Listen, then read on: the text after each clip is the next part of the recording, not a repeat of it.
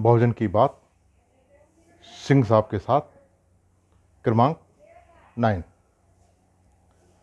आज बहुजन विभाग आपको वह पुरानी बात बताने वाला हूँ जब आपकी बहुजन समाज पार्टी को लोग बाबू साहब पार्टी कहने लगे थे। उस दौर में हुआ कुछ यूँ था। सन 84 में मनोहर कांशीराम साहब ने पार्टी बनाई थी और वाम सेब के लोग सक्रिय रूप से पार्टी को बढ़ाने में लगे हुए थे। तो हम लोग जो मनोहर कांशीराम साहब के साथ वाम सेब के जुड़े हुए थे, मुख्यतः क्लास 3 के एम्प्लॉय ज़्यादातर थे, कहने का मतलब बाबू स्तर के। तो अधिकारी और चतुर चालाक बुद्धिजीवी लोग कहने लगे थे, क्योंकि हम लोग मनोहर कांशीराम साहब को साहब करके संबोधित करते थे और ज़्यादातर वाम सेब के लोग बाबू स्तर के थे, तो कि एक साहब है, साहब ने बाबुओं का जमा बड़ा किया है और एक पार्टी बनाई है। तो वो लोग व्यंग्यात्मक तौर से हमारा मजाक उड़ाने के उद्देश्य से कहते थे ये बहुजन समाज पार्टी नहीं है, बाबू साहब पार्टी है। खैर, तो उस दौर में जब हम अधिकारियों से आर्थिक सहयोग लेने के लिए जाते थे तो वो घंटों तो हमको बैठाए रहते थे अपने दरवाजे पर। खैर, विचारधारा तो हमारी सुनते नहीं थे, बल्कि अपनी विचारधारा कहते थे और कि इस तरह नहीं, इस तरह आपको करना चाहिए। अपने विचार ज़्यादा सुनते थे, हमारा तो सुनते नहीं थे, तो जुड़ते भी नहीं थे। और उन्हीं लोगों ने नाम दे रखा था बाबू साहब पार्टी वाले आ गए। खैर, किसी तरह प्रयास करके और बसपा सपा गठबंधन हो जाता है और 93 में दिसंबर के पहले सप्ताह में ये सरकार बन जाती है गठबंधन की।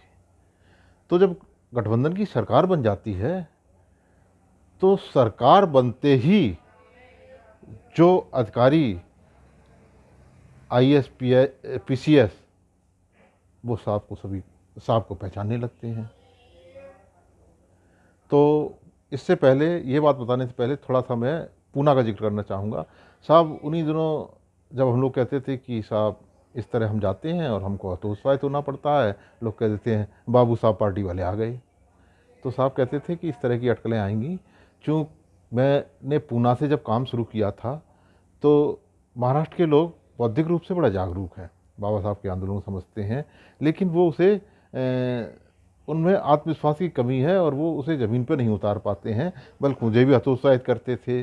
तो जब वो कहते थे कि कांसीराम जी आपको ऐसा करना चाहिए, कांसीराम जी आपको वैसा करना चाहिए, तो मैं उनसे कहता था कि आप मुझे राय दे रहे हैं कि हमको ऐसा करना चाहिए, वैसा करना चाहिए, मैं तो आपको रोक नहीं रहा हूँ, ऐसा वैसा आप कर लीजिए, आप बना लीजिए पार्टी। खैर, तो इस तरह से आप हम लोग समझाते थे। तो अब मैं आपको बताना चाहता हूँ कि जब दिसंबर 93 में गठबंधन की सरकार बन जाती है तो इंडिया टुडे वाले तुरंत ही साहब का इंटरव्यू लेने आते हैं। तो वो इंटरव्यू पहले ही सप्ताह में इंडिया टुडे इंग्लिश और हिंदी दोनों वर्जन में छपा हुआ है और उन्होंने साहब को कवर स्टोरी बनाया है।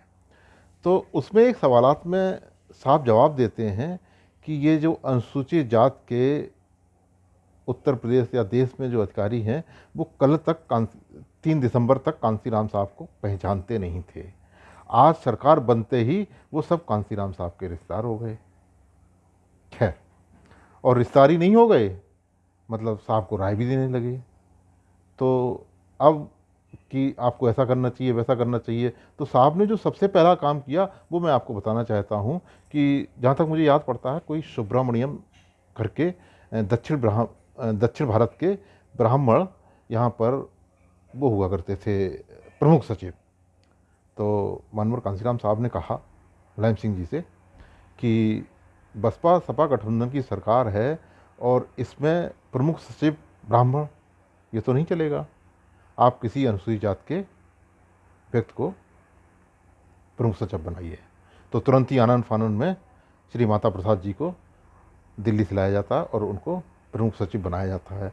और इसी तरह तमाम अच्छी अच्छी पोस्टों पर साहब के निर्देशानुसार अनुसूचित जात के व्यक्तियों की पोस्टिंग होती है। यह देखकर तमाम जो सवर्ण लाभी थी, त्रिवर्ण लाभी थी, वो अपने स्थानांतरण की, अब तो मतलब उत्तर प्रदेश में हमारा गुजारा नहीं है, तो सबसे पहले उन्होंने धीरे धीरे, आपने उसी दौर में क्या हुआ कि लोगों ने अपने सरनेम गायब कर दिए, मालूम ही ना पड़ पाए कि ये कौन है। खैर, तो वो फिर केंद्र में अपना ट्रांसफ़र कराने लगे उत्तर प्रदेश से। तो इस पर साहब चुटकी लेते हुए कहते थे कि आप लोग केंद्र में जा रहे हैं, कल को तो मैं केंद्र में भी आने वाला हूँ, बहुजन समाज पार्टी की केंद्र में भी सरकार बनेगी, तब आप कहाँ जाएंगे? इससे आप जाइए कहीं नहीं, निष्ठा से काम कीजिए। और इस तरह की मनोहर कांशीराम साहब की सोच थी। और जो लोग कहते थे कि बाबू साहब पार्टी है, बाबू तो बहुत पीछे छूट गए, सब पार्टी का और उसका मज़ा वही लोग ले रहे थे और उन्हीं को मिला। और बाबू तो आज भी काम कर रहे हैं, तब भी कर रहे थे और करते रहेंगे। और करने के बाद, मज़ा लूटने के बाद, आज फिर बुराई करते हैं, बहुजन समाज पार्टी की राय देते हैं। तो बस यही बात आप लोगों से करनी थी। इसी के साथ मैं आपसे रजा लेता हूँ। जय भीम, जय बसपा, धन्यवाद।